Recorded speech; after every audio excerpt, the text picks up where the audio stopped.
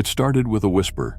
At least, that's what I told myself in the beginning. A faint murmur, like the wind brushing through the trees, but there was no wind that night, and the trees outside my bedroom window stood still as gravestones. The sound was coming from inside the house, more precisely, from within the walls. I'd moved into the old house a month before. It was a creaking, ancient thing, perched on the edge of a small town where everyone knew each other's business. The realtor had called it charming and full of character, but all I saw was decay. The floors groaned underfoot, the windows were perpetually fogged with dust, and the wallpaper peeled like the skin of something dead and forgotten. Yet, I was drawn to it. Maybe it was the price, dirt cheap for such a large place, or maybe it was the way the house seemed to call to me when I first saw it. Either way, I signed the papers and moved in, eager to start anew after a messy breakup. I tried to tell myself it was just stress, that moving into a new place and being alone was taking a toll on my mental health. But deep down, I knew it was more than that. Something was wrong with the house, something evil, but I couldn't leave. I don't know why, but the thought of leaving filled me with a sense of dread so overwhelming that it made me physically ill. It was as if the house had a hold on me, as if it wouldn't let me go. Then the whispers turned into voices, distinct, separate voices that I could understand. They spoke of death, of pain, of unspeakable horrors that made my blood run cold. They whispered secrets in my ear, secrets I didn't want to know, secrets that made me question my sanity. I stopped sleeping. I stopped eating. I became a shell of my former self, hollowed out by the voices that wouldn't leave me alone. I tried to reach out for help, but every time I picked up the phone, the line would go dead, and I'd hear the voices on the other end, whispering, laughing. One night, the voices were louder than ever, so loud that they drowned out my thoughts, filled my head with their malevolent words. I couldn't take it anymore. I had to know what they wanted, what they were, why they were tormenting me. So I did something I never thought I'd do. I talked back. I asked them what they wanted, who they were, why they wouldn't leave me alone. And to my surprise, they answered. "We are the forgotten," they said, their voices blending together into a single echoing chorus.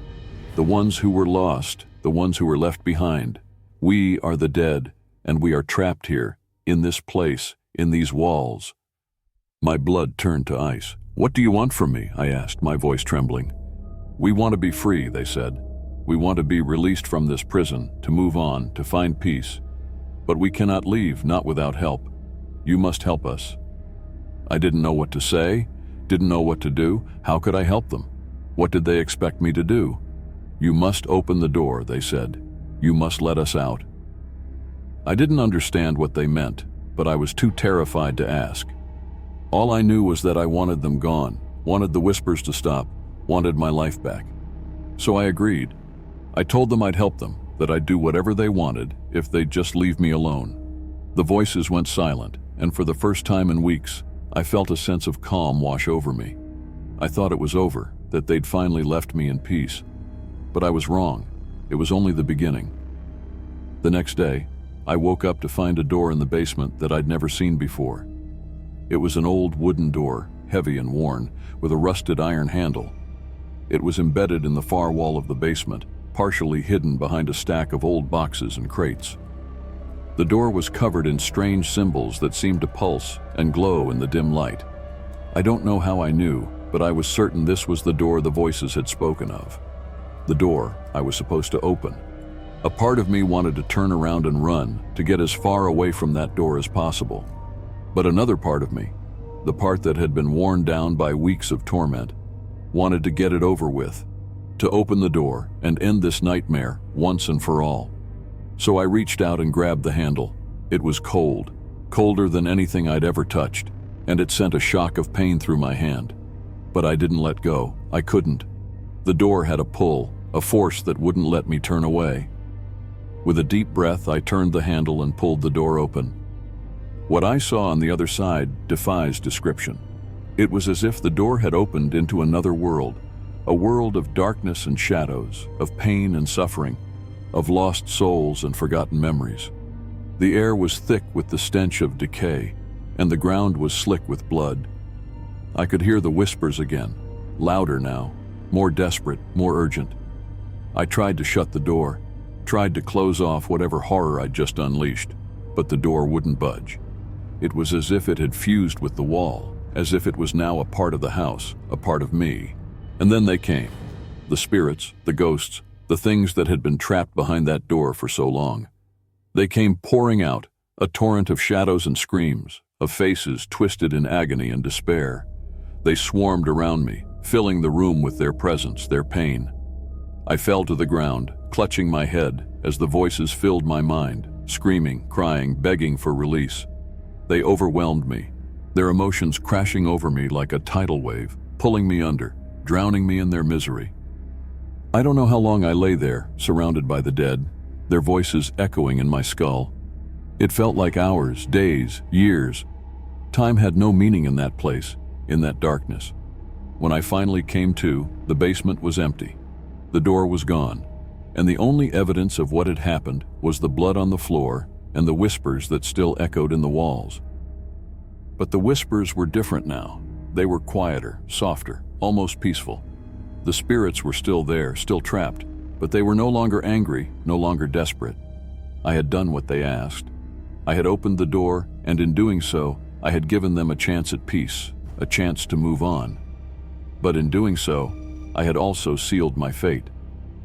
The house was no longer mine. It belonged to them now, to the dead, to the forgotten. I was just a guest, a caretaker, a guardian. I was tied to the house, bound to it by the same forces that had kept the spirits trapped for so long. I couldn't leave, even if I wanted to. The house wouldn't let me. It had claimed me, just as it had claimed the others before me. I was a part of it now, just as it was a part of me. And so I stay. I listen to the whispers, the voices of the dead, the souls that are still trapped within these walls. I try to help them, to ease their suffering, to give them the peace they so desperately seek. But I know that one day I will become one of them. One day my voice will join the chorus. My soul will be trapped within these walls, just like all the others. And when that day comes, I hope someone will hear my whispers. I hope someone will open the door, will let me out, will set me free. But until then, I will wait. I will listen, I will whisper, and I will pray that someone someday will hear me. It's been a year since I first opened the door, a year since I first heard the whispers, since I became a part of this house. The days blend together now, an endless cycle of darkness and despair. The voices in the walls have grown louder, more insistent, as if they know something I don't. The spirits are restless. I can feel it in the air, in the way the house groans and creaks at night, in the way the shadows seem to move on their own. They're angry, desperate for release, for freedom. But there's nothing I can do to help them. I've tried everything, every ritual, every prayer, but nothing works. They're still trapped, and so am I. I've become a prisoner in my own home, a caretaker for the dead. I spend my days wandering the halls, listening to the whispers, trying to make sense of the madness that has consumed me. But the more I listen, the less I understand. The voices speak in riddles, in half-remembered memories, in fragments of a past long forgotten. Sometimes I catch glimpses of them, shadows flitting at the edge of my vision, faces peering out from the darkness. They're always watching, always waiting. They know I'm their only hope, but they also know I'm powerless to help them. But deep down, I know the truth. I'm not dead, not yet, but the house is killing me slowly, piece by piece, until there's nothing left but a hollow shell, a shadow of the person I once was. And when that day comes, when I finally succumb to the darkness, I know I'll join the others in the walls, my voice just another whisper in the endless chorus of the damned. But until then, I wait, I listen, I whisper. And I pray that someone someday will hear me. It's almost over, I can feel it. The house is closing in on me, the walls pressing against me, suffocating me with their presence. The whispers have reached a fever pitch, a deafening roar that drowns out my thoughts, my memories, my very sense of self. The shadow is here too.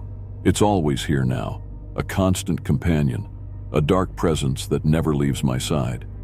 It doesn't bother hiding anymore. It stands in the corner of the room, watching me with eyes that burn with an unnatural light, its form shifting and writhing like a mass of black smoke. It speaks to me. Its voice a low, rumbling growl that echoes in my bones. It tells me things, horrible things, things I don't want to hear. It tells me about the house, about the souls trapped within its walls, about the darkness that dwells in the heart of this place. It tells me about myself, about the things I've done, the things I can't remember. It whispers secrets in my ear, secrets that make my blood run cold, secrets that I can't forget, no matter how hard I try. I don't know what's real anymore. The lines between reality and nightmare have blurred beyond recognition. The house is alive, a living, breathing entity that feeds off the pain and suffering of those trapped within it. And I'm a part of it now, bound to it by the same darkness that holds the spirits captive. I don't know how much longer I can hold on. The house is consuming me, devouring my mind, my soul. The whispers have become a constant presence, a never-ending drone that echoes in my skull. I can't think, can't focus, can't remember who I was before this nightmare began. But I know it's almost over. The house is preparing for something terrible, something final. The whispers have changed, their tone more urgent, more desperate. The spirits are afraid, more afraid than I've ever felt them before. They're trying to warn me, to tell me something, but I can't understand them. Their voices are a jumbled mess of words and emotions, a cacophony of sound that drowns out everything else. The shadow is closer now, its presence suffocating, overwhelming. It whispers to me, its voice a low, insidious hiss that seeps into my mind like poison. It tells me to give in, to let go, to surrender to the darkness. And a part of me wants to. A part of me is so tired, so weary of this endless nightmare, that the thought of surrendering, of letting the darkness take me, is almost appealing. But I can't, I won't.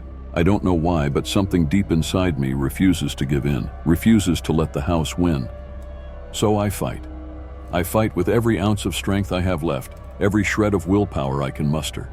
I fight against the darkness, against the whispers, against the shadow. But it's not enough. I can feel myself slipping, my mind unraveling, my soul being pulled into the abyss. The house is winning, the darkness is winning. And then just as I'm about to give in, I hear something.